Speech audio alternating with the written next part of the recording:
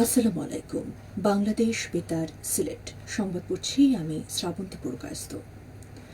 Family কার্ডের আদলে দেশের সকল কৃষকের জন্য স্মার্ট কৃষক কার্ড চালু করার নির্দেশ দিয়েছেন প্রধানমন্ত্রী। গতকাল সচিবালয়ে মন্ত্রিপরিষদ সভা কক্ষে অনুষ্ঠিত এক উচ্চ পর্যায়ের বৈঠক শেষে সাংবাদিকদের তথ্য ও সম্প্রচার মন্ত্রী জহিরুদ্দিন স্বপন এই তথ্য জানান।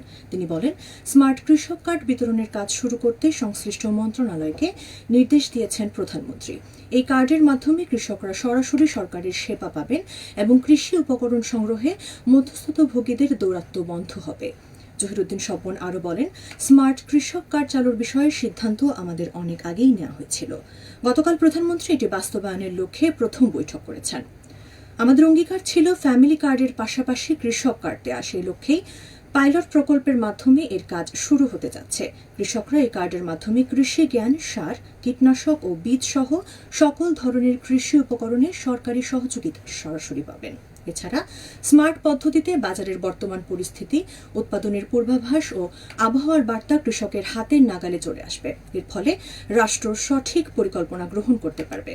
কৃষকদের জন্য আধুনিক যন্ত্রপাতি সহজলভ্য করা হবে বলেও জানান মন্ত্রী। আমরা ডিজিটাল ও স্মার্ট পদ্ধতির দিকে যাচ্ছি, যেন কোনো মধ্যস্থতাভোগী বা লিকেজ না থাকে।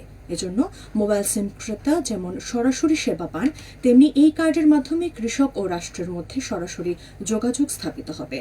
তথ্য ও সম্প্রচার মন্ত্রী জহিরুদ্দিন স্বপন বলেন, দেশের সকল কৃষকই এই কার্ডের আওতায় আনা হবে।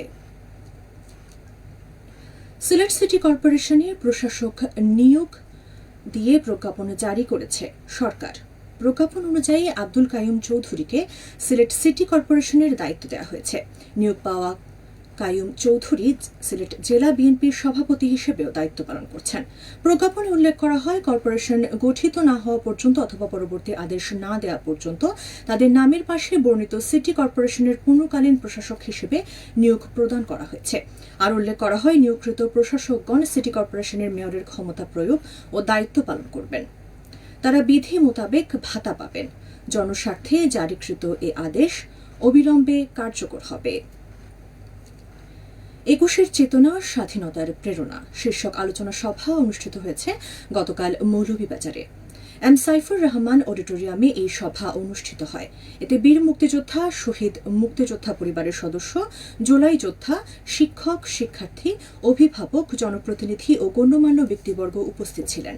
প্রজন্ম ৭১ ও মুক্তিযোদ্ধার সন্তান কমান্ডো কাউন্সিল যৌথভাবে এর আয়োজন করে।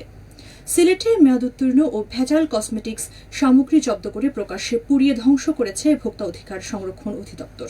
গতকাল নগরীর লাল দিঘির পাড় হকার্স মার্কেটে অভিযান চালিয়ে এসব ভেজাল পণ্য জব্দ করা হয়। অভিযান পরিচালনা করে ভোক্তা অধিকার সংরক্ষণ অধিদপ্তর সিলেট জেলা কার্যালয়। এ সময় ভোক্তা অধিকার সংরক্ষণ আইন অনুযায়ী ওই দোকান থেকে ৬০,০০০ টাকা জরিমানা আদায় করা হয়। ঈদ উল ফিতরে টানা ৫ দিন ছুটি পাবেন সরকারি চাকরিজীবীরা। সরকারি ছুটির তালিকা অনুযায়ী চাঁদ দেখা সাপেক্ষে আগামী ২১শে মার্চ ঈদ উল ফিতর উদযাপিত হতে পারে। ২০২৬ সালে পবিত্র ঈদ উল ফিতরের সরকারি ছুটি ৫ দিন নির্ধারণ করা হয়েছে। সরকারিভাবে আগামী ১৯শে মার্চ থেকে ২৩শে মার্চ পর্যন্ত ঈদের ছুটি থাকবে। মৌলভীবাজারের কুলাউড়া শাহবাজপুর রেলপথ পুনর্বাসন প্রকল্পের কাজ এগিয়ে চলছে। এতে ব্যয় হচ্ছে ৫৪৫ কোটি টাকা। প্রকল্পের আওতায় কুলাউড়া রেলওয়ে স্টেশন থেকে শাহবাজপুর 0 পয়েন্ট পর্যন্ত মেইন লাইন ও লুপ লাইন সহ ৫২.৫৪ কিলোমিটার রেলপথ রয়েছে। ব্রডগেজ ও মিটার গেজের দ্বৈত লাইন ছাড়াও রয়েছে ৬টি রেলওয়ে স্টেশন নির্মাণ এবং ৫৯টি সেতু তৈরির কাজ রয়েছে। এবারে শুনুন কৃষি সংবাদ। বৈজ্ঞানিক পদ্ধতিতে পোকামুক্ত মৌসুমী ফল উৎপাদনের কৌশল বিষয়ে সভা অনুষ্ঠিত হয়েছে গতকাল মৌলভীবাজারের শ্রীমঙ্গলে। উপজেলার জারছড়া চা বাগানে অনুষ্ঠিত এই সভায় প্রধান অতিথি ছিলেন জেলা কৃষি সম্প্রসারণ অধিদপ্তর খামারবাড়ির উপপরিচালক কৃষিবিদ মোহাম্মদ জালাল উদ্দিন। সভায় প্রামাণ্যচিত্র ও ভিডিও ফুটেজ প্রদর্শন করা হয়। এতে চা শ্রমিক ও আশপাশ এলাকার কৃষক, কৃষানী, উদ্যোক্তারা উপস্থিত ছিলেন। উপজেলা কৃষি সম্প্রসারণ অধিদপ্তর এই উদ্যোগ নেয়। সেহরি ও ইফতারের সময়সূচি। সিলেট ও পার্শ্ববর্তী এলাকায় আজ ইফতার সন্ধে ৫টা ৫৩ এবং আগামীকাল সেহরির শেষ সময় ভোর ৫টায়। জাতীয় ক্রিকেট লিগ ৪৪তম চ্যাম্পিয়নশিপের প্রথম ম্যাচে শেরপুরকে হারিয়ে বড় জয় পেয়েছে সুনামগঞ্জ। টস জিতে প্রথমে ব্যাটিং করার সিদ্ধান্ত নেয় শেরপুর। ৩৮ ওভার ৩ বলে ১০০ রানে অল আউট হয় শেরপুর। ১০১ রানের টার্গেটে ব্যাট করতে নেমে ১ উইকেট হারিয়ে জয়ের লক্ষ্যে পৌঁছে যায় সুনামগঞ্জ। সবশেষে আবহাওয়া।